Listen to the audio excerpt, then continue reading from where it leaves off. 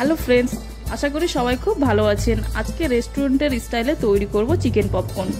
আর আপনারাও যদি এই রকম ভাবে চিকেন পপকর্ন বাড়িতেই বানাতে চান তাহলে ভিডিওটি স্কিপ না করে সম্পূর্ণ দেখার অনুরোধ রইল। তাহলে দেখে নেওয়া যাক আজকের রেসিপি। আর চ্যানেলে নতুন হলে চ্যানেলটিকে অবশ্যই সাবস্ক্রাইব করে পাশে থাকবেন। এইখানে আমি 300 গ্রাম বোনলেস চিকেন নিয়েছি এবং চিকেনটাকে কিউব আকারে কেটে নিয়েছি ছোট ছোট করে। এইবারে চিকেনটা আমি ম্যারিনেট করে নেব। তাই ম্যারিনেট করার জন্য প্রথমেই আমি দিয়ে দেবো এখানে 2 চামচ টক দই ও 1 চামচ আদা ও রসুন বাটা। তারপরে দিয়ে দেবো জিরে গুঁড়ো হাফ চামচ ধনে গুঁড়ো, হাফ চামচ চিকেন কারি মশলা, হাফ চামচ লঙ্কা গুঁড়ো, হাফ চামচ গরম মশলা গুঁড়ো। তারপরে এখানে আমি দিয়ে দেব টমেটো সস 1 চামচ আর দিয়ে দেব রেড চিলি সস।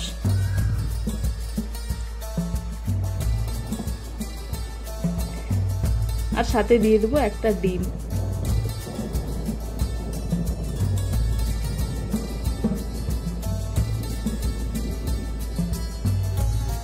তারপরে আমি এখানে দিয়ে দেব স্বাদ অনুযায়ী লবণ।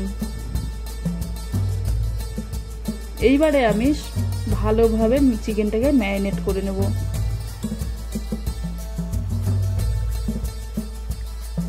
চিকেনটা মশলার সাথে ভালোভাবে মাখানো হয়ে গেলে এখানে আমি একটা ঢাকা দিয়ে দেব এবং 1 ঘন্টার জন্য ফ্রিজে রেখে দেব। এইবারে চিকেনগুলো কোটিং করার জন্য এখানে আমি নিয়েছি কর্নফ্লাওয়ার ও পরিষ্কার ঠান্ডা জল। এইবারে চিকেনের পিসগুলি নিয়ে কর্নফ্লাওয়ারের মধ্যে দিয়ে ভালো করে কোটিং করে নেব।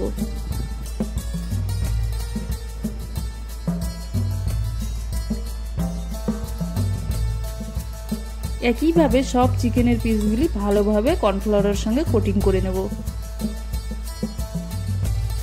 এইবারে কোটিং করা চিকেনগুলি একটা চালনির মধ্যে দিয়ে দেব এবং ভালোভাবে ঝাঁকিয়ে ঝাঁকিয়ে নেব যাতে এক্সট্রা কর্নফ্লাওয়ারগুলি চিকেন থেকে বেরিয়ে আসে।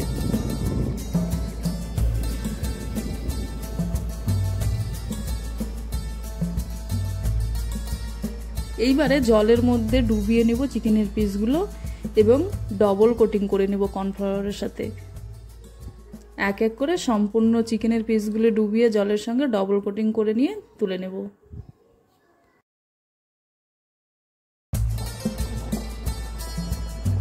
আবার কর্নফ্লাওয়ারের সঙ্গে ভালোভাবে সম্পূর্ণ চিকেনগুলি আমি কোটিং করে নেব। তারপরে আবার একটা চালনির মধ্যে দিয়ে চিকেনগুলো ভালোভাবে চেলে নেব যাতে এক্সট্রা কর্নফ্লাওয়ারগুলি ঝরে যায়।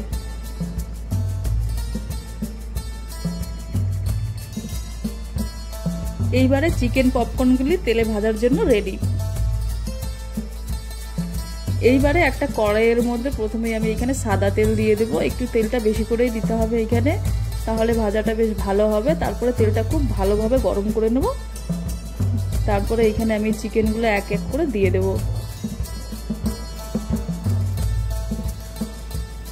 যখন চিকেন পপকর্নগুলি ভাজবো তখন গ্যাসের আঁচটাকে মিডিয়াম করে ভাজতে হবে। চিকেনগুলি 10 থেকে 12 মিনিট ভালোভাবে উল্টিয়ে পাল্টিয়ে আমি ভেজে নেব। তাহলে চিকেনগুলি ভেতর থেকে সফট এবং বাইরে থেকে ক্রিস্পি হবে।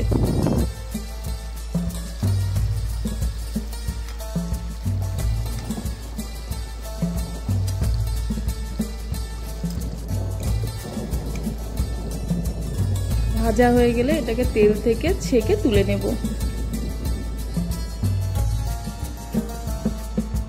পরের চিকেনগুলো ঠিক একইভাবে ভেজে তেল থেকে ছেঁকে তুলে নেব।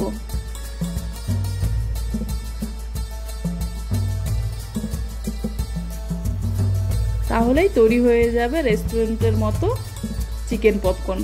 বাড়িতেও আপনারা এইভাবে বানিয়ে খাবেন, খেতে সত্যিই খুব ভালো হয়। আর যদি আজকের ভিডিওটি ভালো লেগে থাকে তাহলে অবশ্যই লাইক করবে, কমেন্ট করে জানাবে এবং চ্যানেলে নতুন হলে চ্যানেলটিকে সাবস্ক্রাইব করে পাশে থাকবে।